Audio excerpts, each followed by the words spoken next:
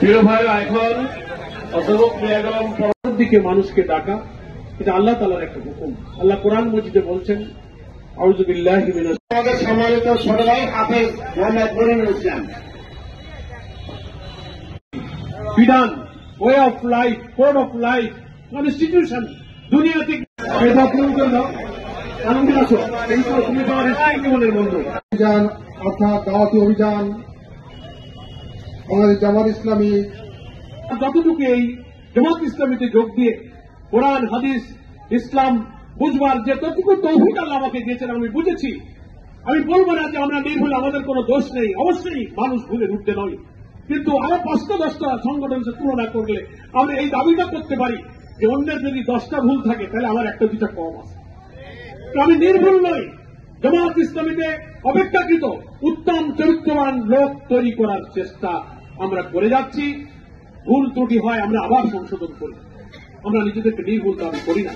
চলে তো যাবো দুনিয়া থেকে, যাবার আগে অন্তত উত্তমভাবে চরিত্রকে গঠন করার একটা চেষ্টার সাথে তোমাকে সামিল থাকতে হবে। আল্লাহ কাছে বলতে পারে, আল্লাহ আমি যা বুঝেছিলাম তাই কি আমি তোমাকে চেনার চেষ্টা করেছি।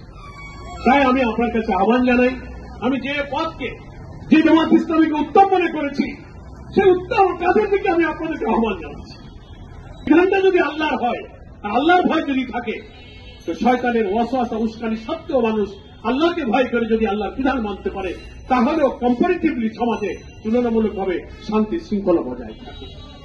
4টা কথা আমরা কোরআন হাদিসের এই ভিত্তিতে এই দেশবাসীর কাছে 4টা কথা আমরা নারী পুরুষ হিন্দুদের কাছে আমরা এই কথা বলছি। আমি বিশ্বাস করি যে দেশের শান্তি শৃঙ্খলা এবং ন্যায় বিচার প্রতিষ্ঠা করতে হলে শাসন ক্ষমতা ধার্মিক, চরিত্রবান এবং নিঃস্বার্থ লোকদের হাতে থাকা প্রয়োজন।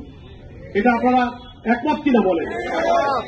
বাংলাদেশ জামাত ইসলামী সমাজ ও রাষ্ট্রের সকল স্তরে এই ধরনের সৎ ও যোগ্য লোকের শাসন প্রতিষ্ঠার চেষ্টা করিতেছে। রাজনৈতিক স্থিতিশীলতা ও অর্থনৈতিক মুক্তির জন্য বাংলাদেশকে একটি কল্যাণ রাষ্ট্র হিসেবে গড়ে তোলার উদ্দেশ্যে আমি জামাত ইসলামীর সাথে সহযোগিতা করব। আল্লাহর বিধান মানা ছাড়া, আল্লাহর বিধান দিয়ে সমাজ চালানো ছাড়া পুরো মুসলিম হওয়া যাবে না, এটা সব আলেমরা একমত।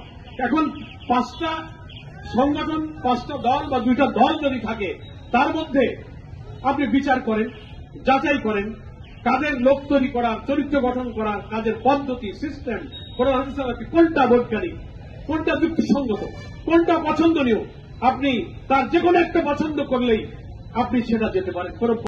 বিসমিল্লাহ, সই করেন, বিসমিল্লাহ।